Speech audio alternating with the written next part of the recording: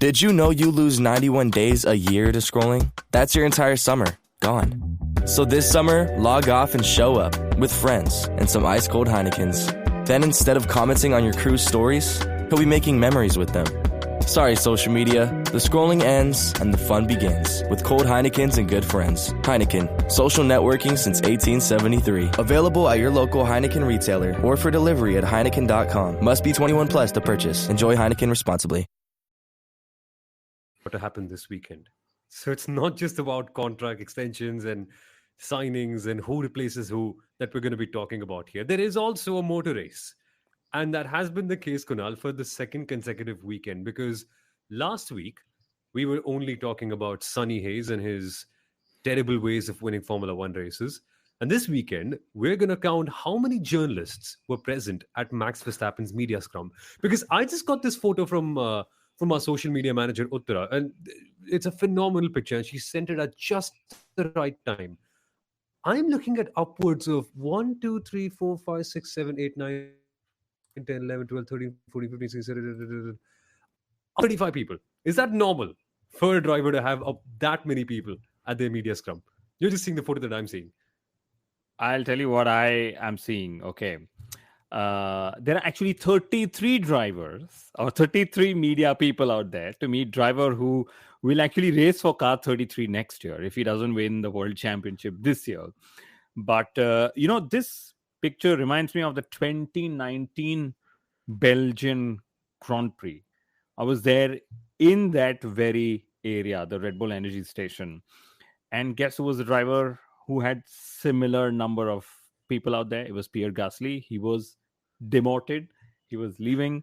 And then all of us, like swarm of bees on that little piece of honey that you'd probably see or something. And poor Pierre Gasly, I mean, he was extremely distraught. But anyway, I think it's expected, right? There's a race this weekend. There is a contract to be signed.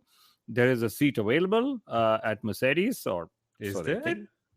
There is, right? Because, George has not gotten an extension yet. And I think it's only fair we spend a large part of this episode talking about what's actually happening with Max Verstappen.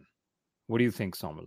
I think so too. But before we spend a large part of this episode speculating about who goes where or who initiated this or what it could mean and how things could end up and whether Verstappen will be racing in 26 at all or not, we should do our due diligence and remind you folks to subscribe to the Inside Line F1 podcast, because we forget. We genuinely do. We believe you love our content so much, which you do, because 90% of you stay to the very end, that we don't need to remind you to subscribe and to press the bell notification and to share and to do all the good stuff and even comment for that matter, which you can do live, by the way, on this episode. But our producer, Sarang, often makes it a point to remind us because, yeah, it's just stuff that you have to do. Part of the hygiene, part of the important things you must complete on every race weekend. We don't really think about it as much because we're so involved in the flow. But we trust you, everyone. We trust you to be a part of this journey. The fact that you're showing up with us, the fact that you're interacting in such large numbers and consistently making your voices heard, which is what we love the most here. We trust that you will do all the good stuff. So thank you. And this is the first of multiple episodes this week. We'll do a quali roundup and the race roundup as well. So stay tuned.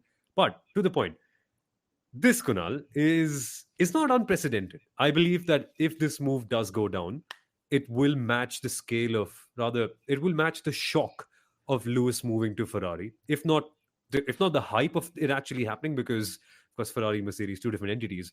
But if it does go down, I think the shock value globally will be the same, because Verstappen, in my head, is as big a legend as Lewis Hamilton is. And the impact, just the mental image of Verstappen and Red Bull, that has stuck in our heads for 11 years now. Can you believe it? Yeah, wow. And before that, when he did Toro Rosso and Formula Regional Europe, whatever he was racing. But you said something very interesting, do all the good stuff, which is what you're asking our viewers to do. That's probably what Mercedes is asking Max Verstappen to do, saying do all the good stuff, sign on the dotted line. That's what Red Bull Racing is asking Max Verstappen to do, which is do all the good stuff, retain your services because you are under contract till 2028. But here's what I love about Max Verstappen. Okay, he's very un-Formula One like. right? What do I mean by that? There are drivers who'll say, yeah, the guys and girls in the factory have done so well. We are trying to bounce back as a team and whatever. But Yeah. Max is the opposite. I just need the fastest car available. If it's you, I join your team. If it's she, I join her team. I just love driving. Please don't give me this BS about teamwork and stuff. Yes, it is important. Yes, I'll build the team. Yes, I'll be loyal to you, but I just need a fast car. If you have a fast car, I'm loyal to you. If you don't, I'm going elsewhere, which is how Formula One drivers have been in the past, Soumil. You know your history Yeah. better than I do. I mean, yes, this whole corporatization of Formula One is hype, teamwork and being loyal to teams, etc. That is critical, right? Teamwork is critical. But here comes a driver like Max, and he knows that he is that individual making a difference. And he's not wanting to get drowned in, yeah, but it's a team. Yes, there is a team. But yeah, it's me who's extracting those lap times and winning you those races and world championships. Like Lewis Hamilton said to Toto Wolff in Drive to Survive, you've got more years than I do, and I've got to use those years wisely. So I don't blame Max. Would you ever blame him for wanting to go to a more prepared team? You can never do that. He's just evaluating his options. But then I'm going to flip the script, Kunal, because here we're all assuming it's Mercedes making contact with the Verstappens. But are we really sure it's not the other way around? Okay, let's break it down. It's a very good point. It's a very good point. So in 2014, Max was talking to Red Bull and to Mercedes. It's known, it's public. It's not me saying it. It's there. He chose Red Bull because Red Bull gave him a faster path to Formula One, which is what Red Bull does, right? It gives you wings. As Yep. opposed to Mercedes, who said, yeah, you'll do this, and then you'll do that, then you'll go to Williams, and then you'll become a Mercedes Formula One driver. At which point, if the world champion is available, we'll probably kick you out of the team. Because that's what's happening to George Russell, right? Exactly. George followed the whole Mercedes principle and whatever, and then he's, probably going to make way for Max. So we don't know. Anyway, we'll come to that, right? But crucially, so this is where Max has always been in conversation, or his team, Raymond Vermeulen. And my daughter loves his name because Vermeulen is also a color, and we were learning colors some couple of years ago, and she's like, oh, Vermeulen, and I'm like, yeah, you got to remember that name. Maybe he's going to manage you at some point when you're older. He's been around forever, Raymond. But it's normal, it's natural for everyone to speak to everyone in the paddock. And it happens in Formula 2, it happens in Formula 3, of course it happens even more so in Formula 1. So that's what's been happening. And I think the premise of this, Soumil, lies on two very interesting points. And let's scratch our motorsport brains here as we go along. The first is Helmut Marko has been saying, and he said it on our podcast as well, Max will stay so long as we give him a quick car. So that's number one. Mhm. Okay. Do you think Red Bull has a quick car in 2025? No. You don't think so? Black and white, no. So what's Not- a quick okay. car in Formula One? A quick car, that's a great question to ask. A quick car, in my opinion, depends on the caliber of the drivers. If you're Max Verstappen, a quick car is very different to you. No. Then- You're getting very theoretical. Does Red Bull have a quick car in 2025? No, Yes they or don't. no? In the hands No, of they Max don't. Verstappen? No, they don't. Because in Formula One, Kunal, you and I both know, we only call a quick car the world championship winning car. Like that's a quick car. Like, would the Ferrari of 2012 be a quick car? No, it would not. Like, Fernando Alonso was quick, but the car was not. So That's a good point. My view is any car that allows you to compete for podiums and pole positions consistently is a quick car. And largely Red Bull has been a quick car this year, largely across conditions, across circuits. It's not that Red Bull suddenly needs a cooler car, or cool conditions or track conditions are different, or they Well, need a yes, yeah. particular type of corners. Of course, street circuits, they've struggled at, and so on. But I would say, for example, compared to the Ferrari, the Red Bull's a quicker car. Compared Yep. to Mercedes, the Red Bull's a quicker car. Compared to Alpine, Sauber, I'm not even going to go through that whole list. So the only car that Red Bull is not consistently quick against is McLaren. I think you and I agree with that. Yeah, but the margin is scary. The margin is scary. That's true. But when you go to circuits like Suzuka, when you go to circuits like Imola, where even the Red Bull is actually as quick or can get quicker with driver changes or driver inputs, we've seen what Max is able to pull out. So I would say yes, the Red Bull's not the quickest car, but I think it's a quick car. I mean, you know, think about Alpine. I mean, Max getting stuck in an Alpine or Pierre Gasly getting stuck in an Alpine.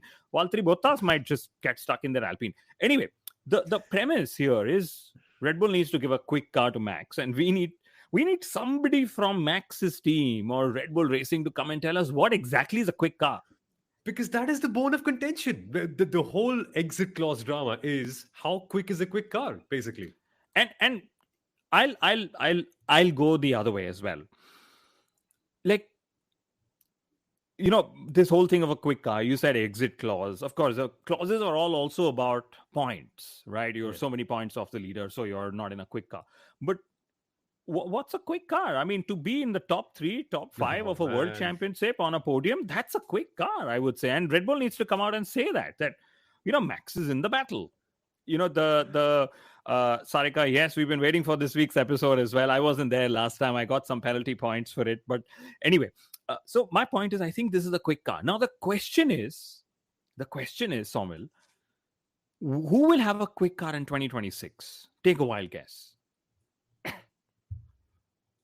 The one who's able to match their simulation tools to real life performance. And the one with the most consistent, reliable, and high performing engine package. Now, there's a lot. I know there's a lot. There's a lot to unpack with that. But at this point in time, Kunal, I think 90% of us, including people within the paddock, can only see one certainty, which might not even be a certainty at all. It's that Mercedes will not be inconsistent. And that's what history has proven us. Be it the switch from V10s to V8s or V8s to V6s, Mercedes-Benz have consistently delivered. And that is something that has to be acknowledged. So maybe Max's perspective here, and again, this is assuming that Max is the one initiating contact, which I strongly believe can be the case. We'll come to that. But go on. Build what you're saying about Mercedes, because that's very valid. Exactly. The whole point is you go to a team that is most prepared. And for sure, you might get a very good Red Bull Racing team, but they're building their power unit for the very first time. And niggles can happen. I'm not saying that they will be terrible. I'm not saying they'll be number one. But as a driver, certainty is something you're chasing when you're committing to a long-term contract. So maybe that's what Max is looking for. Like some stability. So you actually nailed it, because next year, not even 90, I would say 100% of the paddock doesn't know who's going to have a quick car. It could well be Audi, for all we know, with Binotto and Wheatley out there. Okay, I would be going crazy if that's the case. But and that's the beauty of rule changes. You never know who's going to get quick. So what is Max doing? Max is banking his brand name, his talent. He's building life insurance or career insurance in Formula One. He's saying, I know Red Bull's going to wait for me. I know they've not found a replacement for me. They've been trying since 2018. They are not going to be asking me to go. So what am I going to do? Can I look at what's 2026 going to be like with Red Bull, but also block a seat with Mercedes for 2027? Because still Lewis is at Ferrari. I'm not going to get Ferrari. McLaren, Zach Brown's been preaching Norris and Piastri, and Max is like, fine, do your thing. I will go to other teams and beat your guys. Okay. I don't think Max would even fit in the current McLaren culture. I don't think he will. But that's Max. He will go and change that culture. Fair enough.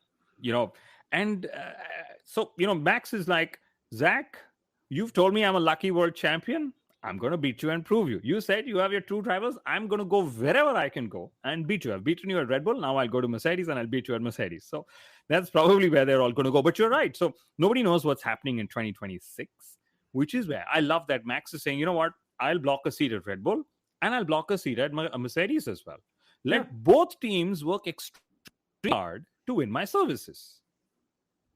And I love that. I mean, and that's who wouldn't want that? You're at a job today. You don't know if you want to be there in that job 15 months later. So you've gone to a competitor and said, if you build something interesting, I'll come to you. Forget the money. We've all made enough money. We will make enough money of this. And I love that. And I don't necessarily think this conversation is for 2026. Yeah. That's my reading. You said who made contact? Yes, in all probability, this time the contact was reinitiated by the Verstappen camp. Maybe they had a conversation earlier in the year. Let's see halfway through the season where we go. And then, have a contact again. I mean, Jos and Toto don't speak to each other anymore. That's what we've been told, but they've been close buddies before. And, at the end of the day, one's got a fast car, one's a fast driver. They will find a way to work with each other. So my reading is this is going to put Red Bull under a lot of pressure to correct a lot of things. And, the Checo Perez interview that came out, okay, Kush is asking, Soumil, your thoughts on the F1 movie? We'll come to that. But anyway. This is just as dramatic, my friend. Yeah, this is real life stuff. Scripted, unscripted, whatever you call it, right? In a word. Okay. Yeah. So I don't know, where was I?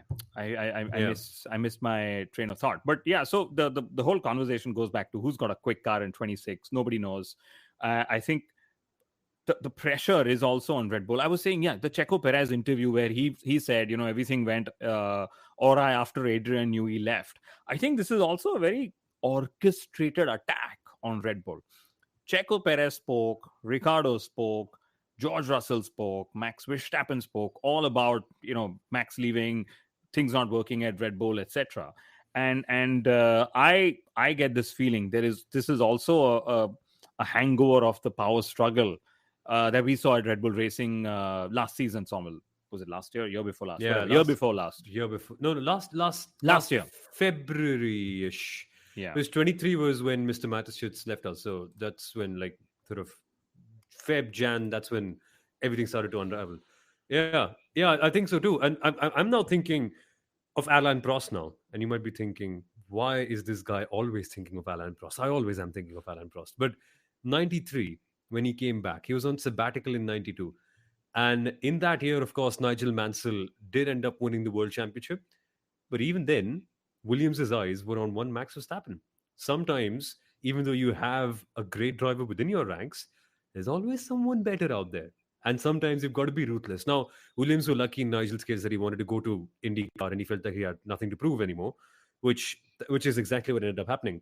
But even Damon Hill got sacked immediately after he won the World Championship. So George Russell has not done much, in my opinion, in comparison. He is great. He's phenomenal. He, I believe, will be a firm World Championship contender at some point. World champion or not depends on many circumstances. But he's got everything it takes to fight for one. And that is, in my opinion, I think you're one step away from being a Formula One legend at that point. But he's got it all. But Damon Hill won a World Championship and got sacked that very winter. This is Formula One, my friends. This is how ruthless the sport is. Don't be surprised if George Russell actually ends up losing out on his seat. That's just how the sport is. What are you going to do about it? It's happened before. But I'm going to flip that switch a little bit. I don't think it's George Russell who's going to lose his seat. George has come out to the media and said, I'm actually managed by Mercedes, which is true. He is. He's got Gwen Legru, who've been trying to, we've been trying for the last 2 years to get onto the podcast. The Mercedes driver manager and junior driver program head manages George Russell, also manages Esteban Ocon, as we know. And because Ocon never really got there. And right. But they still manage him. He's a member of the Mercedes management crew. Anyway, so George Russell has come out in the press today and said, well, I know where I'm going to drive next year. It's not me they're talking of, hinting that it could be Kimi Antonelli. Before we go to Antonelli, and before we go back to the F1 movie, which actually, Kush, you can go back to the last 2-3 episodes. We've spoken a lot about it. But I have a feeling Kimi Antonelli has not been as impressive as everyone was hoping he would be. And what do I mean by not impressive? Has he shown as much caliber as Max did in his debut season at Toro Rosso? Has he shown as much caliber as Lewis Hamilton did in his debut season at McLaren? Or is he just another, I don't know, Nico Hulkenberg. I mean, sorry, I know I have a great Nico's bond with him. incredible. Nico's incredible. But But yeah, but but the not point on the remains. podium. The point remains. Not on the podium. Not a race winner. Not the he's a midfield driver. Is Antonelli the next Checo Perez, for example? Well, you have a point. You do have a point. And Max, the sad thing about it is you cannot include Max in the discussion because just of how good his junior career was, in the sense that he barely ever did as much F1 testing, but still smashed it out of the park when he came here. So Max is a different debate. I think there's not been a more impressive start to Formula One than his. Lewis got some testing time. He was with McLaren over the winter, and yeah, Kimi has got a lot of time as well, but I think things are very, very different nowadays. But you're right, he's not been as impressive. But that's down to people, not down to Kimi, because I think people have expected too much out of him. Instead of and by those people, I don't mean us.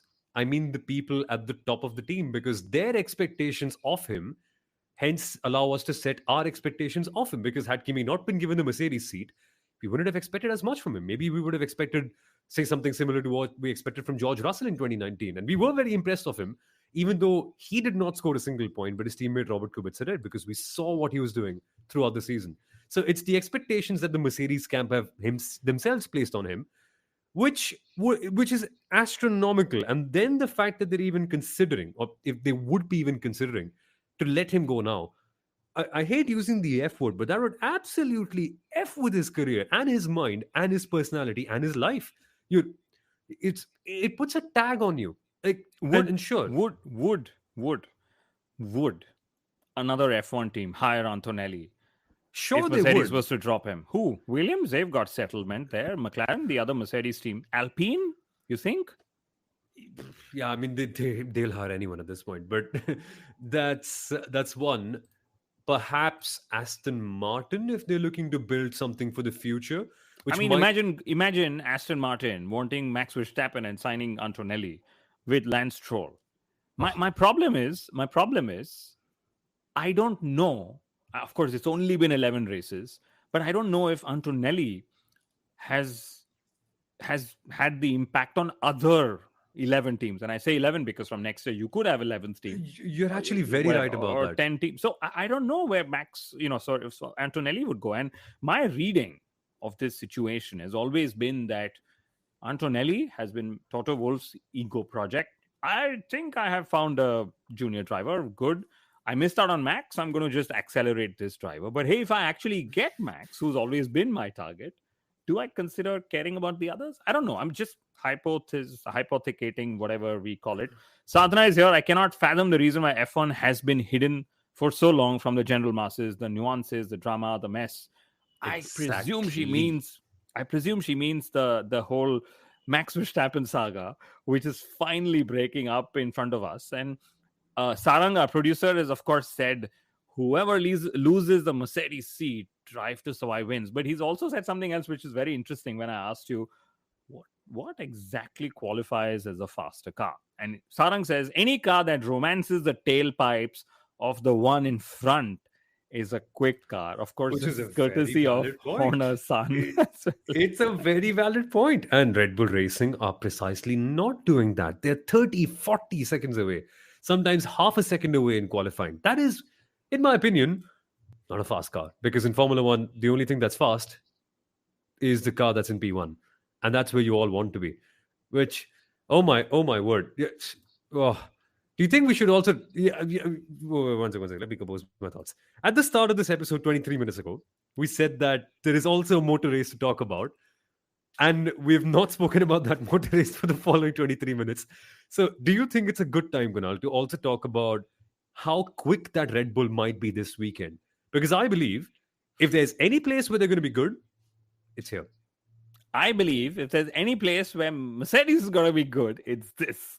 The cooler conditions. Mercedes's pre-event release, the first thing it says is the cooler conditions at Silverstone will help us. And, we've seen how they won here last year with Lewis. So if Mercedes wins and Red Bull is all over the place, I think I'd love to see what actually sort of happens. But Sarika is asking, what is romancing a tailpipe? Without being too graphic, just Just sort of making. Yeah, PG-13, as Sarang tells us in a years, he said making love to the tailpipes, if that's the way to put it. That's what probably Oscar Piastri was trying to do to Lando Norris's car, just romancing in the dirty air. Wow, that's also sounding fantastic. Hey, by two that drivers. logic, the 2014 Toro Rosso should be the most romantic Formula One car in the world. And now I will let your imagination do the talking. I will not tell you anything else apart from that. And When no, Formula One cars had adult noses, let's just leave it at that. adult noses, they had genital noses. Because I remember that year, the Lotus. Yeah, go for it. We're not even going to talk about. We're not going to go there. Okay. 2014 cars were interesting. Let's just put it that way. But no, you're right about that, though, Kunal. Cooler conditions, genuinely, Mercedes should be much better. And remember, 12 months ago, we said that Lewis Hamilton is leaving Ferrari at the wrong time because Mercedes are finally coming good, and they came good at his home race, which is why he won. So the last time that Mercedes actually, in fact, that was Lewis Hamilton's last race win. Yeah, Lewis Hamilton last won a race here 12 months ago in Silverstone, and we all know he has a ninth gear around here. And you're right, Kush. I hadn't watched the movie in the last stream. I have now. I find it to be all right. I think the cheating part could have been done away with, genuinely. And I wanted more of the cinematography and the visuals because when you have a circuit as beautiful as Silverstone, which we all saw in the movie, you just want to see more onboard laps. You want to listen to the engine noise. You want to see drivers go flat out there. And you want to see real racing, which I think we didn't see enough of. But does the job, gets the money. People are talking about it. More fans are coming to talk about Formula One. Fans are cheering. They're wearing their merchandise. They're showing their support, which is exactly what they will be doing this weekend. But yeah, now the point, Kunal. What colors will the Silverstone faithful be wearing? Will they be wearing red for Lewis? Will they be wearing black for their home team, Mercedes, who also have a home driver in George Russell? Will they be wearing orange for Lando? Like, what do you do now if you're going to, and by the way, if all of you folks are going to Silverstone, let us know what color you're wearing to Silverstone because we're all genuinely confused. Yeah, I mean, or just wear the inside line colors and go, guys. Represent us and see where it goes and how it sort of lands up. But Silverstone, we should talk of how iconic this circuit is. 75 years since Formula One started racing here in the 1950s, or not 1950s, in 1950. Yeah. And I think there isn't a circuit as iconic as Silverstone. I would say, well, permanent circuit, right? And we've gone from one of the shortest circuits on the calendar in Austria to, I think, the fifth longest. So 4.3 kilometers in Austria. I think it's about 5.89 at Silverstone. Spa is longer. I'm sure Baku is longer. Las Vegas is longer. Maybe one of the new ones in Jeddah is longer, or as much. And here are some fun facts which always get debated. Silverstone has got all these iconic names: Maggots, Beckett's, Chapel, etc. And some people say that engineers and drivers do not refer to Silverstone with turn numbers. They use names. Some engineers say that's BS. We just stick to numbers everywhere because that's the standardized way of doing things. But let's see. I mean, if we let me ask a few people around. But Silverstone also has, like, I think 82% or something is that full throttle that's taken. Lots of lateral G forces because of the high speed cornering that we get to see. And you were mentioning Mercedes, how quick they'll be. What I love about Mercedes is they have 8 wins at Silverstone since they returned to the sport in 2010, right? And I think they've also had a podium in each of the last 12 seasons. That's how quick they've been. I have a question on that. Yes. Before we go there, and Uttara's put in a very good comment. Has Nico Rosberg or Valtteri Bottas ever won the British GP? I don't recollect it. Do you? I can check. Because I think all of those wins have been Hamilton wins. My memory could be messing around with me, and if it is, you guys should let us know down in the comments. Because yes, we have followed the sport a lot, but we're not encyclopedias. We're not F1 stats guru. Not all of us are. Some of you might be better at remembering things than we are. But Yeah, are they all Hamilton wins? And Uttara has very nicely pointed out the comment we just saw on our screen. Hamilton has been on the Silverstone podium since 2014, and Ferrari must show up to this party. Well, unfortunately for them, Silverstone isn't the most curb-heavy circuit, even though we have black and white curves here, which means that their ride height advantage, or rather their ride smoothness advantage, probably might not be on display here. And that ride smoothness advantage is why they were so good in Monaco, and they're not so good in other places because they have to ride high, downforce isn't there, car isn't as good. Of course, there's an upgrade, and it has made them quicker. And I do get a feeling they might be the. Where do you reckon they might be, Kunal? Where do you reckon they might be? Because Silverstone is one of those places where, sure, the Ferrari upgrade will help them out. But as we discussed, Red Bull behind the wheel of Max, who's incredible around here, Mercedes with cooler temperatures, and McLaren, who have generally been the dominant force. Who are you putting your money on? I can't take a bet. I think it's difficult to not put money on McLaren at any race this season. I think they're always, which is always interesting. Kush reminds us Pirelli's gone with the C2, 3, and 4, which is a step softer than last year, which will make things interesting again. I get a feeling around Silverstone. But yeah, my money will be on McLaren, definitely. And I think on Mercedes as well.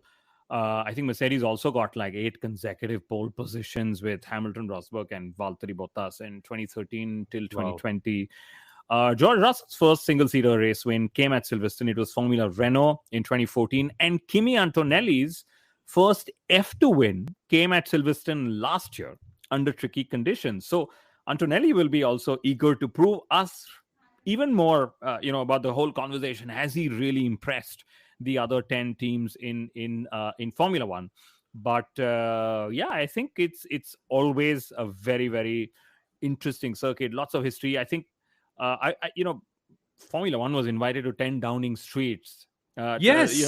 I think I love it when politicians are getting involved in Formula One. Donald Trump was there, and the British Prime Minister. They've had lots of prime ministers in the last several years. Pardon me for not remembering his name, but Starmer or something. Yeah, something. Something. Yeah. All that matters is they were there. The cars were on display. McLaren's been doing things at Trafalgar Square, and in general, there's a lot of content around Formula One. I mean, the Cadillac F1 team that is yet to do anything in Formula One has already signed a docu-series with Keanu Reeves on showing people what it takes to start a Formula One team, right? So, but Rajesh has an interesting question. You guys watched Mercedes' team YouTube handle. I did. New video, Road to 2026 episode 1. It feels like they're enticing Max. Wow, I'm yet to see all that. But thank you for that comment. My attention span dipped halfway through the video. It was like 2.5 minutes, and they're still telling me about 2010. I was there, buddy. I know. I've been through that journey. You don't need to tell me about the past or tell me about the future. Tell me, what are you doing? What tools are you adding on? What new people are you hiring? What's the major challenge? And my attention span is short. I dropped it. But yeah, they are trying to entice Max. Of course, that's the same thought I had when I saw that thumbnail as well, which is why I clicked it and I got baited eventually. But I have a story about this. This is a year blocker. That's a year blocker. I was at the Circuit Dijon. I'm on holiday there. That's why I'm in a hotel room. Circuit Dijon in Paris. In France, 3 hours from Paris. Bumped into a female race driver called Fabienne. I can't say her last name for Fabienne Volvend. Volvend. And I just said, she races in the Indian Racing League. And I'm like, yeah, Soumil Arora, I'm going to do a live stream with him. And she's like, of course, who doesn't know Soumil? So then she invited Antara to the racetrack. We went there yesterday. Antara got a chance to sit in a car, put a name on a pit board, etc., etc. So lots of fun moments between the races as well. Always at a racetrack. That's the life we love to live. But yeah, maybe at some point, maybe after Silverstone, we are also going to try and do something interesting. But before we end this episode, Soumil, are we going to see another title-defining moment at Silverstone? Yeah, we already had a title-defining moment, which has defined our title, that there is more to this weekend than just the contract signing. Yeah, but in all honesty, I think so. Because the best part about Silverstone is you can race here. Ask Mansell and PK. Ask Hamilton and Rosberg, ask Alonso and Vettel, don't ask Verstappen and Hamilton. They won't tell you that. But you can race here. You genuinely can. And we have seen recently that the McLaren cars have been very close to each other, which means they are going to race. Which means until the first person locks up, we are going to see a phenomenal battle, which could mean the title could be defined here. I'm so excited. I'm genuinely so excited. And as with the 11 races we've seen this year, I'm curious to know what sort of Lando Norris will show up. He said the one race he wants to win the most is, of course, British Grand Prix. I think for a British driver, winning with a British team at home is iconic, etc. But will Lando show up as the Lando who we saw in Austria and Monaco? And forget Monaco, I don't really. I mean, yes, he put it on pole, but I think the Lando we saw in Austria was fantastic. Maybe Australia as well. Maybe he needs us. Maybe he needs circuits that sound similar. Austria, whatever. We play the Capitals game with my daughter, and she often mistakes one for the other. But mistake happens to yeah. We've all been there. So, what kind of Lando will show up? That's the key thing. And will he? The consistency that Oscar Piastri's had, whether he's got a car, he's feeling properly or not, top 3 every race. But Lando's waiting for that feel, and when he's got the feel, he's a couple of tenths ahead of Oscar, which is what he's been last season and the season before last. So I'm eager to see what sort of Lando shows up, and how Oscar sort of reacts, because Oscar said, the 22-point gap means nothing. All it means is 3 races I finished second to Lando, and Lando's caught up. One of those 3 races are done. So that's something to look out for. Lots of interviews of Max we'll look out for as well, how he sort of keeps saying nothing but saying much, giving away much. Because the one thing everyone's asked him is, are you going to race at Red Bull 2026 or not? He's not coming out and saying yes. He's going all around the place and, giving, I don't know, feeding into Netflix, if that's the way to put it. But Alpine could be heading for yet another driver swap. Valtteri Bottas, after they sort of did not sign him last year, might finally get there. Williams needing a fix, because that Mercedes engine has failed 3 times in Alexander Albon's car. Okay. And this is after Albon continued to make sure that he was really good in qualifying. Because where did Albon, he was 11th in Spain, he was 10th in Canada, and then he was 12th in Austria. Again, not bad places to be. So it's all about where does Albon lined up, and will the Mercedes engine fail? That's another key question. But I have to shout out a journalist who I love a lot. Not like dramatically, but his work I love a lot. Scott Mitchell-Baum from The Race. He's excellent, and he's put out a phenomenal piece. He said it once. He's put out an amazing piece, or a brilliant, or fantastic, or it's an inside joke we're doing here. But his piece was amazing. He spoke about the genuine issues that Williams are facing, and James Vowles also commented on it. There are cooling issues.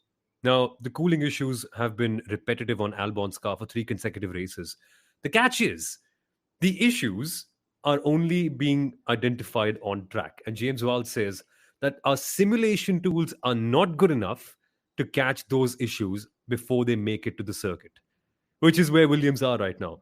And so they're reacting to the problem instead of preemptively analyzing it in the CFD or wind tunnel or whatever. I'm not sure you can do cooling issues in wind tunnel, because he said the aero side is okay. It's something mechanical that's going wrong there. But whatever it is, in the process of designing the car, they don't have the necessary tools to be able to spot that issue. So they have to wait until the car comes onto the circuit. And once it comes onto the circuit, you are reacting to the issues that pop up, which is where Williams are. And there's no quick fix to it, which is why this weekend might be even scarier for them, because there's not been any time to change things around quickly. And yes, teams do prioritize reliability upgrades, but it takes time to build, takes time to manufacture, takes time to ship out, takes time to homologate and get it on the car. It's a part. But even Kimi Antonelli's had these issues as well. So could just be Williams taking the fall for Mercedes' issues. Fernando Alonso had issues as well in the last few races. So lots to go.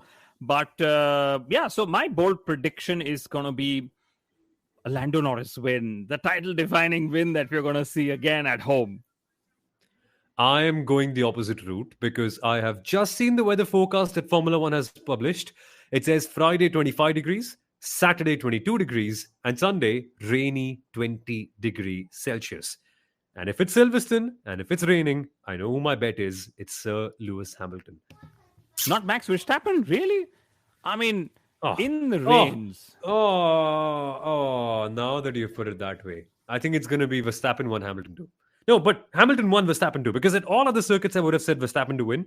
But as we all know, Lewis Hamilton has a ninth gear at Silverstone, and he will use it to win, in my opinion. But what are your But thoughts, everyone? Max needs just 8 gears to win whichever circuit. Doesn't matter. Isn't that also true?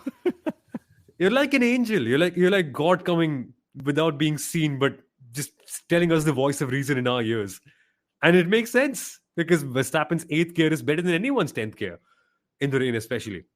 I'm just hoping for someone to say a line like, it's just luck, not talent. And then we have another story to sort of weave around. But anyway, 40 minutes. We've been on for a long time. Let's end, everyone. Thank you so much for watching. Subscribe to the Inside Line F1 podcast. And as Lil has now pointed out, I hope it's Little Baby, Little Yori, or whoever. I love the name Little. He's just said, or Sheaves just said it, they've just said, watch Max's live interview on Sky Sports. You must do that. And also make sure you watch our post-qualifying stream on the Inside Line F1 podcast. Like, share, subscribe, comment, all the good stuff. We will catch you, everyone, on Saturday evening. Bye-bye.